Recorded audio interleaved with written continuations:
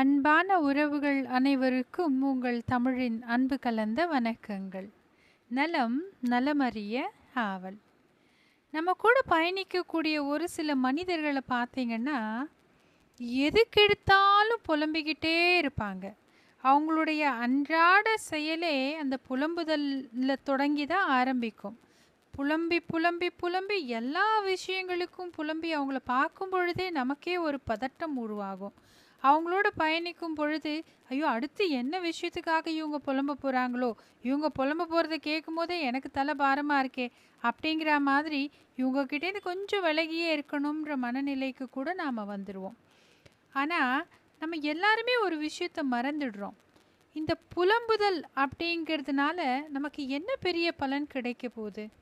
ஒன்றுமே கிடையாது. ஒரு நிமிஷம் நாம் அந்த செயலை நிதானமாக யோசித்து அதை செயல்படுத்தும் பொழுது அங்கே அந்த புலம்புதலுக்கான வேலையே இல்லாமல் போயிடும். சின்ன விஷயம்தான். அந்த விஷயத்தை நாம் எப்படி பண்ணணுங்கிறத மனசுக்குள்ளேயே சிந்திச்சு அதை செயல்படுத்தினோம்னா அதுக்கான வெற்றி நமக்கு நிச்சயம் கிடைக்கத்தான் பொழுது. இதை மாதிரியான புலம்புதல் இல்லாமல் நாம் நம்மளை எப்படி வச்சுக்கணும் அப்படிங்கிறத முதல்ல கற்றுக்கணும். இப்படியாப்பட்ட சில மனிதர்களுக்காக நான் ஒரு கவிதை எழுதியிருக்கேன். அந்த கவிதையை உங்களோட பகிர்ந்துக்கணும்னு ஆசை. பகிரட்டுங்களா? இந்த கவிதையின் தலைப்பாக புலம்பி தவிக்காதே போராடு அப்படின்னு கொடுத்துருக்கேன். கவிதையை வாசிக்கட்டுங்களா? போராட்டம் இல்லாமல் புவி ஓட்டம் கிடையாது. தேரோட்டம் அடையும் வரை போராட்டம் மறையாது. வீட்டுக்குள் வாடி நின்று விதியை நீ சாடாதே. விதி என்ற பெயர் சொல்லி மதிமயங்கி ஓடாதே. துயரில்லா உயிரிங்கே தேடினாலும் கிடைப்பதில்லை. துணிந்தோர்க்கு துயர் கூட படிகளாக மறுப்பதில்லை.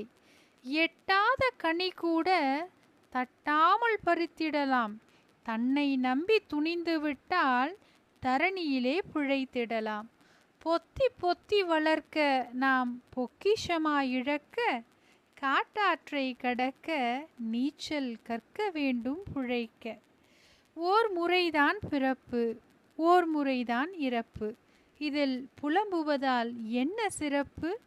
புலம்புவதால் ஏதொன்றும் மாறுவதில்லை. புரிந்து கொண்டால் வீழ்ச்சி நம்மை நாடுவதில்லை. சின்ன சின்ன பாடம் கூட வெற்றி கொடுக்கும். புலம்புகின்ற மனதால் நமக்கு என்ன கிடைக்கும்?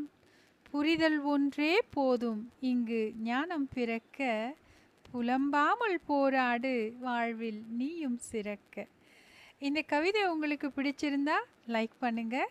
உங்களுடைய கருத்துக்களை கமெண்ட் பண்ணுங்கள். நாமும் இனிமேல் சின்ன சின்ன விஷயங்களுக்கு புலம்பாமல் நம்மளுடைய திறமையை வச்சு நம்மளுடைய அறிவை பயன்படுத்தி புலம்புதலிலிருந்து நம்ம எப்படி வெளியில் கொண்டு வரணும்னு பாருங்கள்.